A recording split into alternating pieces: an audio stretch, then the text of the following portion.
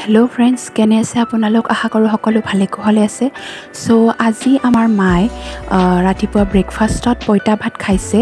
আৰু সকলোৱে জানে পঁইতা ভাতটো খোৱা কিমান ভাল। আৰু এই পঁইতা ভাত যিকোনো ব্যঞ্জনেৰেও খাব পাৰে, দাইল হওক, যিকোনো আঞ্জা। আৰু তাতকৈ বেছি ভাল হ'ল দালি বটা বটি পেলাই আৰু লগত যদি আলু পিটিকা থাকে, তেনেহ'লে পঁইতা ভাত খাই বহুত ভাল লাগে। আৰু হয়তো সকলোৱে এনেদৰে খায়ো, ৰাতিপুৱাৰ ভাগত এনেদৰে খালে বহুত ভাল নিজৰ শৰীৰৰ কাৰণে। আৰু যাৰ ডায়েবেটিছ আছে, ছুগাৰ পেচেণ্ট হয়, তেওঁলোকেও যদি এনেদৰে খাব পাৰে বহুত ভাল, কাৰণ ভাতটোত বহুত কাৰ্বহাইড্ৰেট থাকে।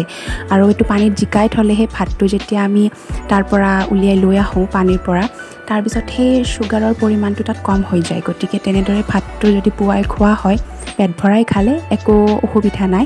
গতিকে এনেদৰে খাবলৈ পালে ভাল। চ' সেয়ে আৰু আজি ভিডিঅ'টোত দেখুৱাইছোঁ।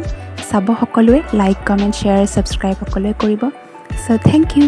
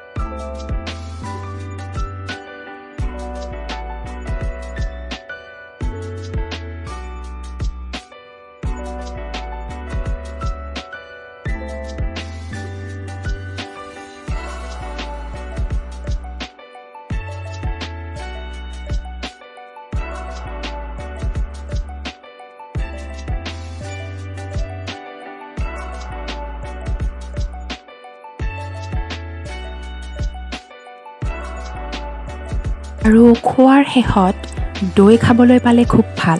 আৰু কোৱাই আছে, ডাঙৰ মানুহে কয় যে ভোজনৰ অন্তত দৈ সৰ্বশ্ৰেষ্ঠ বস্তু। গতিকে আমাৰ ঘৰত এইটো এটা নিয়মে। আৰু দৈটো দেহৰ কাৰণে খুবেই প্ৰয়োজনীয় বস্তু। গতিকে দৈ সদায় খাব লাগে।